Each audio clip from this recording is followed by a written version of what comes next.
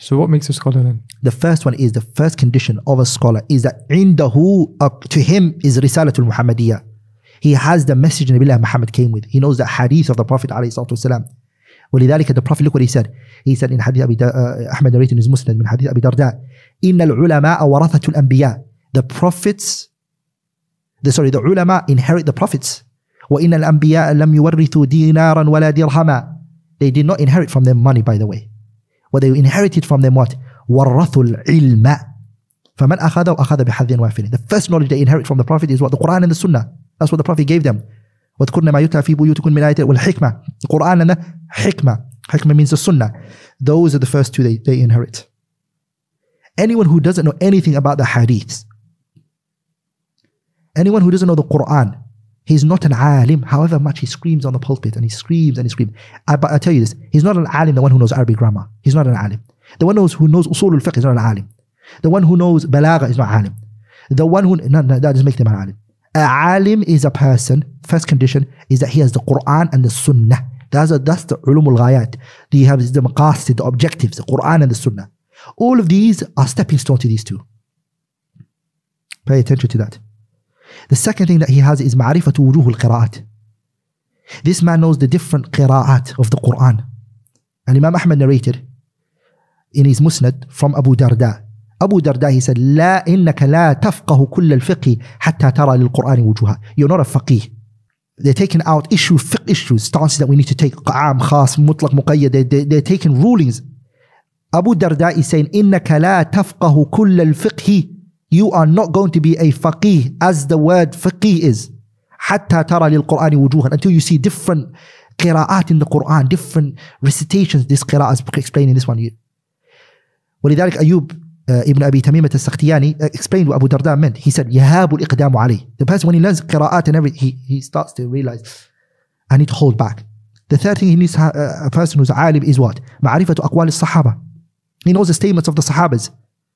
Sa'id ibn Abi Aruba, what did he say? من لم يسمع الاختلاف فلا تعدوه عالما. Do not consider him a scholar, the one who does not know the difference of opinions amongst the Sahabas.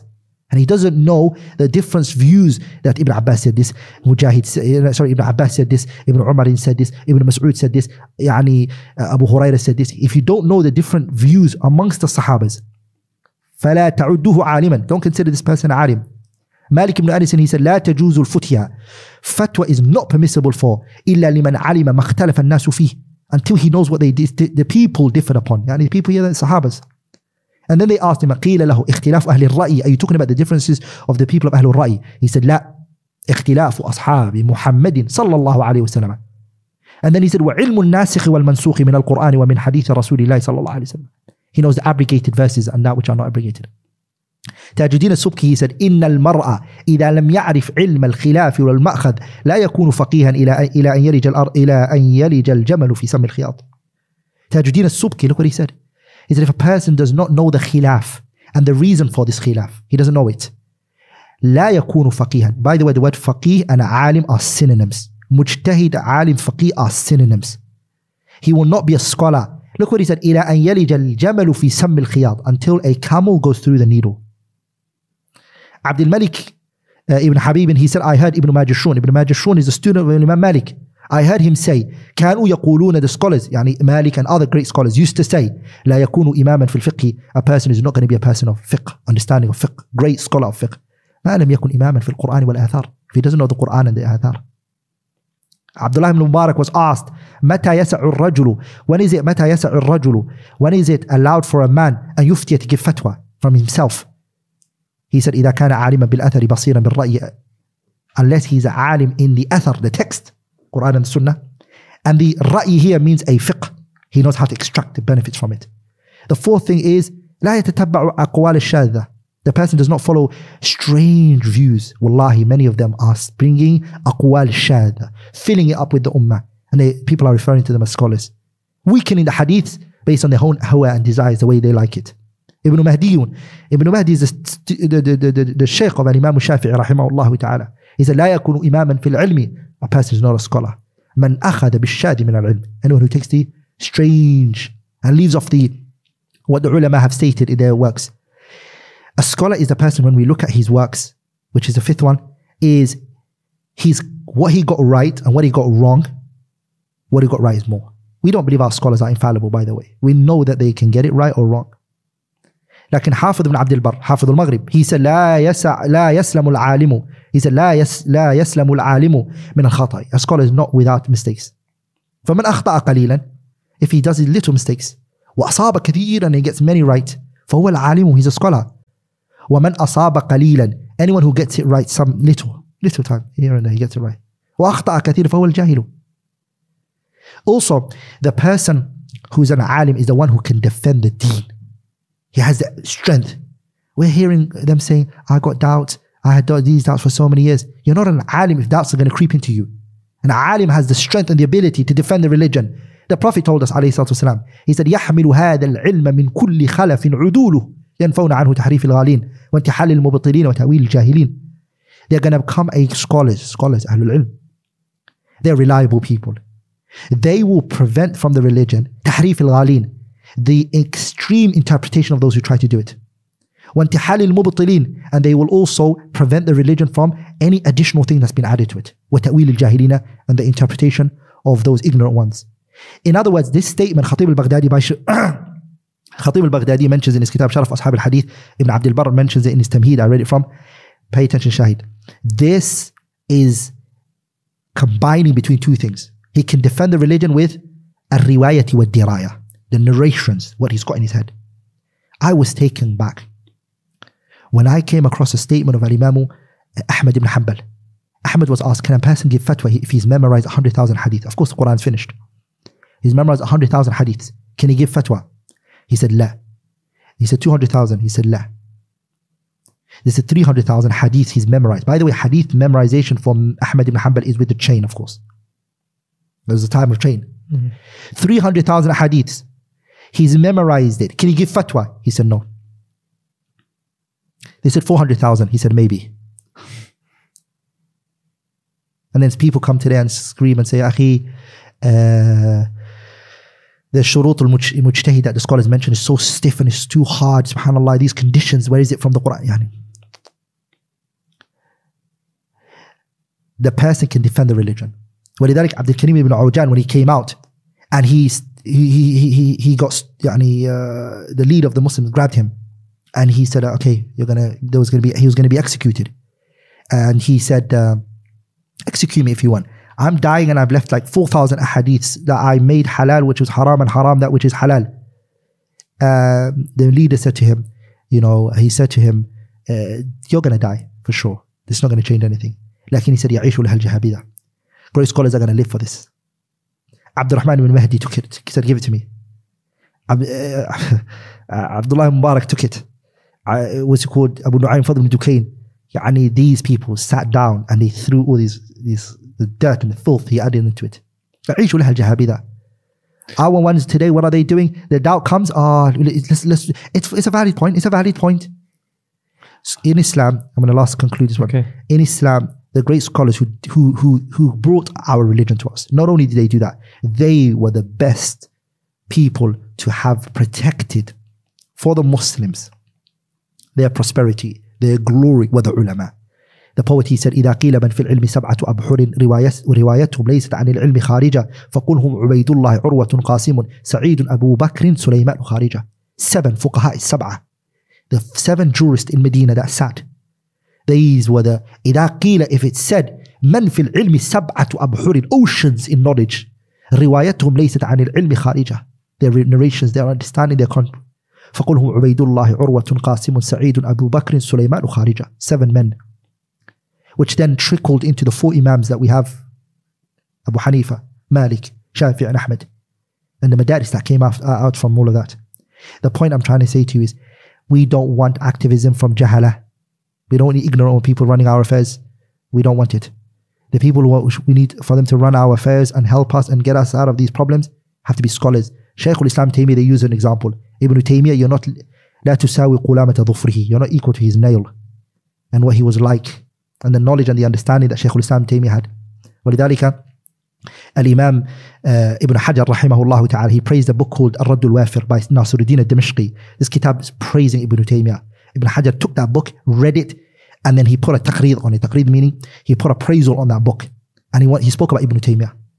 He spoke about Ibn Taymiyyah, and he said about Ibn Taymiyyah and how great he was. He said, and this is a seventh reason for a person to be a scholar, which is his students. Ibn Hajar said, praising Ibn Taymiyyah, he said, وَلَوْ لَمْ يَكُنْ لِلشَّيْخِ تَقِيُّ الدِّينِ If Ibn Taymiyyah didn't have anything else, مِنَ الْمَنَاقِبِ, no other virtue, إِلَّا تِلْمِيذُهُ الشَّهِيرُ شَيْخُ شَمْسُ الدِّينِ ibn al-Qayyim. He only had Ibn al-Qayyim as his student. الجوزية صاحب التصانيف النافعة السائرة التي تفع بها الموافق والمخالف. The people that benefit from Ibn al-Qayyim's works. If Ibn Taymiyyah didn't have no other virtue to be praised for except that he produced Ibn al-Qayyim, he said, لكان غاية في الدلالة على عظيم منزلته. That's enough to say Ibn Taymiyyah is a scholar.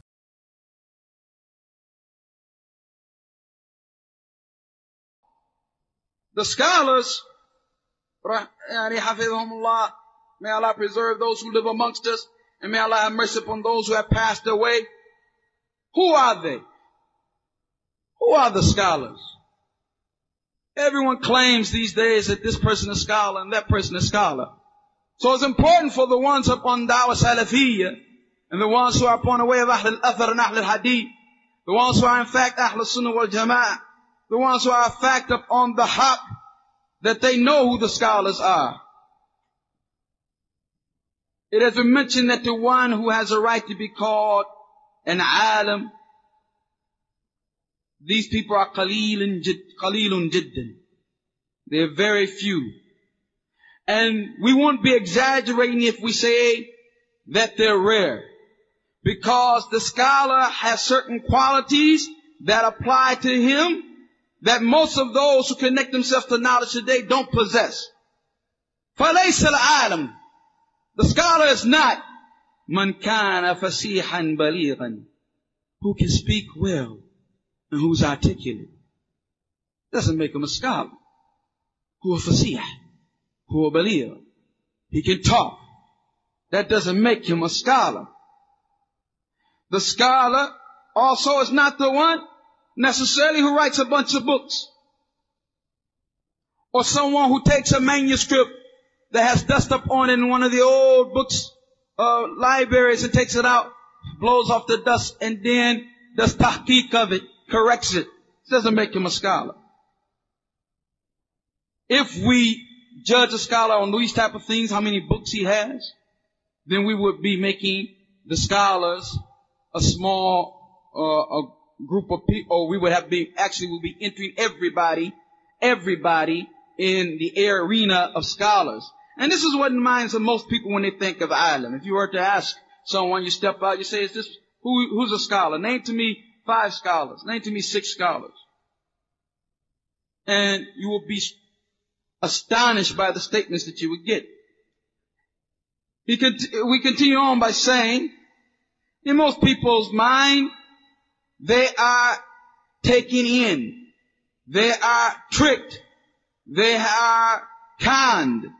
Many of the Amma and general people to think that if somebody speaks classical Arabic, or he speaks well, he's articulate, or he can give a strong khutbah, then it makes him a scholar. Or that if he writes a book, then he makes him a scholar. And that therefore they have a position of astonishment with these people. But in reality, the scholar, al-alim haqqan, is the one who was taking in the knowledge. A large amount of knowledge of shari'i, legislative knowledge. And he knows the legislation, the rulings of kitab and sunnah. He knows to abrogate it, that which has been abrogated and that which abrogated those ayat and those ahadith. He knows the mutlaq, that which is general, and muqayyid, and that which is restricted. He knows that which is summarized and that which is in detail and that which explains it. And he knows knowledge, or have the aqawil of the salaf. He has in his heart the statements of the salaf and their differences. Another fact of the signs of the one who has the right to be called an alim is what Abdullah bin Mas'ud radiyallahu anhu said. Laysa al-ilm, listen to this, knowledge is not an kathrat al-hadith, by relating a lot of narrations, but in al-ilm, verily knowledge is khashyat Allah, is having fear of Allah. Is having fear of Allah. And Yahya ibn Akhtam said, it's obligatory upon every scholar to know that which is abrogated from Quran and that which abrogated it. Right? That which is mansukh, I should say, nasikh l-Quran wa mansukhahu. So that he will not make obligatory upon himself, or the servants of Allah, that which Allah did not make obligatory upon them. And Imam Ibn Abdul Barr has a chapter in his book which is called Jami' Bayan al-Ilm al-Fatwa, which you mentioned. Bab chapter, who has the right to be called a faqih or alim, haqiqatan, in reality. In reality. And who has the right to give fatwa. Then he mentions some narrations. Amongst them is the narration of Abdullah bin Mas'ud radiyallahu anhu. Pay attention to this narration. It is enough of the fear of Allah, or the fear of Allah is enough of knowledge. In other words, it's enough to be knowledgeable of Allah that you fear Him. And kafa bi khashyatillah ilm. Enough that you fear Allah, that you have that the fear of Allah, that this ilm that you have led you to fear Allah. This shows that you in fact have knowledge.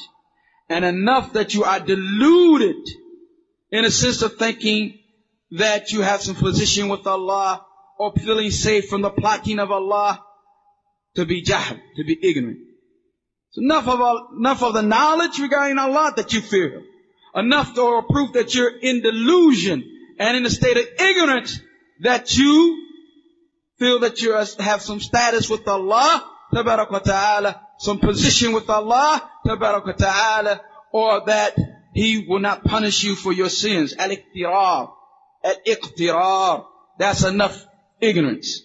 And Allah Ta'ala said, verily those who truly fear Allah are the ulama, the scholars. And Ibn Jurayj said on the authority of Atha, he who knows Allah, he is the scholar. And Ibn Qayyim rahimahullah says, this matter of restricting the knowledge of Allah, or this ayah is restricting true knowledge of Allah to those who possess ilm. This ayah which we have taken in Surah Al-Fatiha, verse 28, it is restricting the true knowledge of Allah and fear of Allah to the scholars. They are the ones who truly fear Allah. And they are the ones who truly know Allah, the ulama.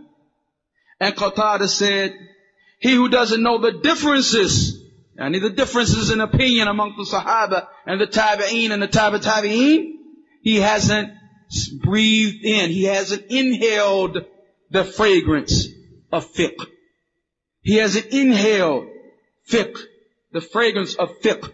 Because he doesn't know what? The differences among Sahaba in this regard.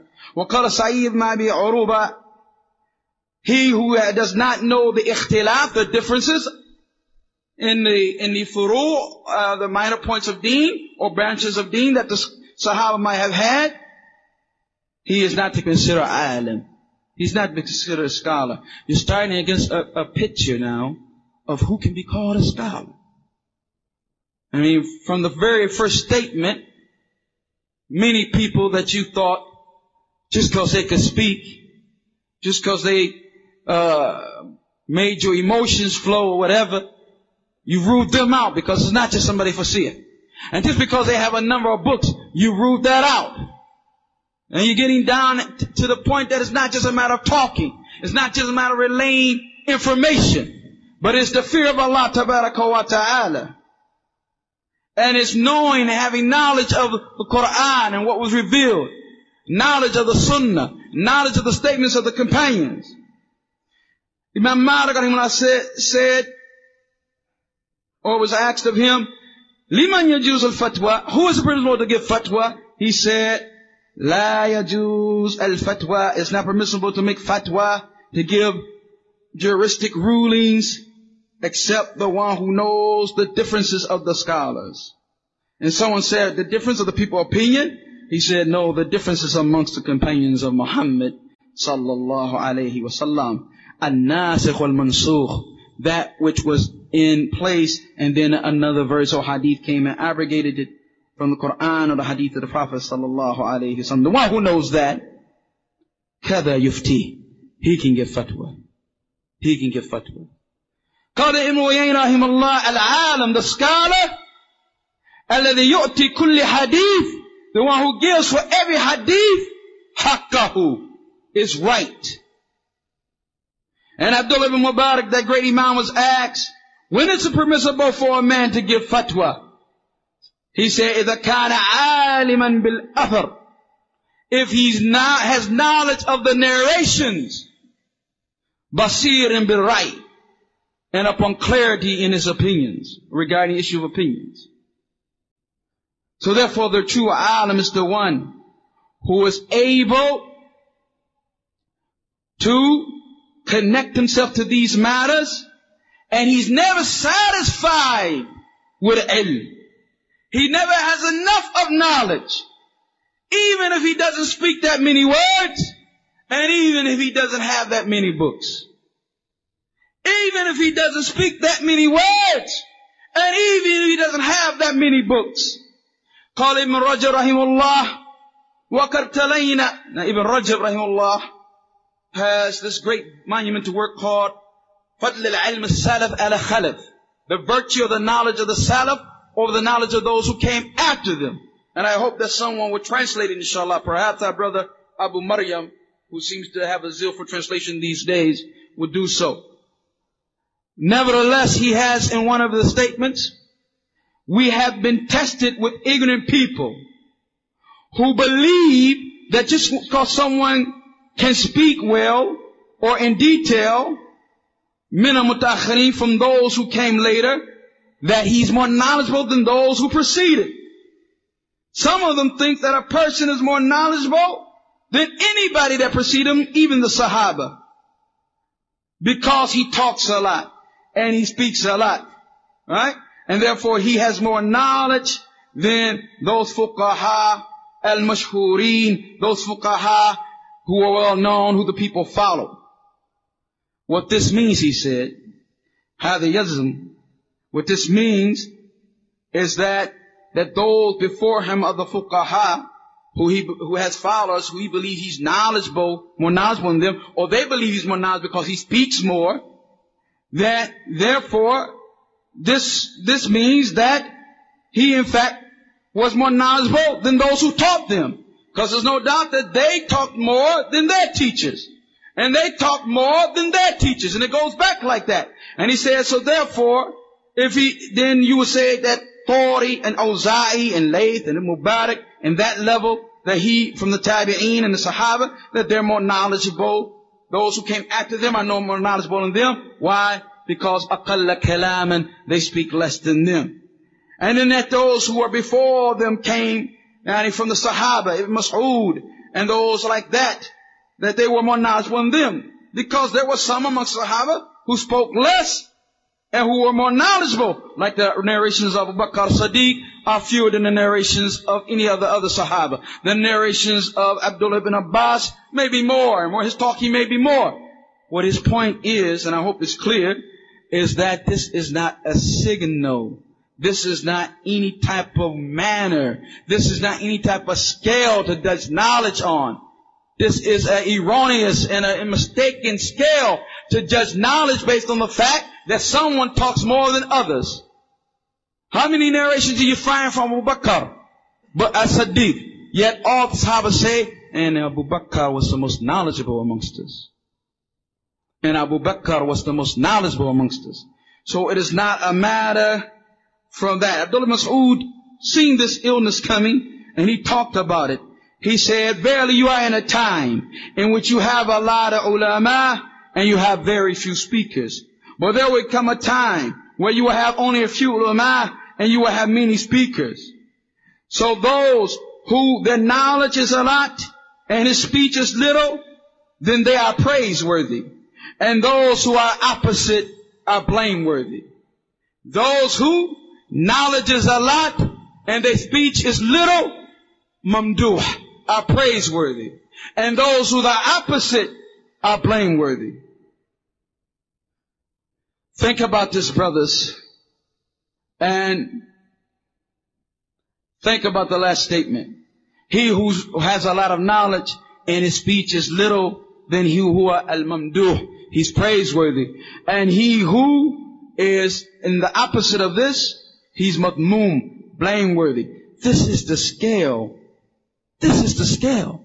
But this scale is almost non-existent in the ranks of those who call themselves Salafis. Non-existence. I mean, let's not talk about those other than Salafis. But amongst the Salafis, this mizan, the scale, where is it at? Where is it at?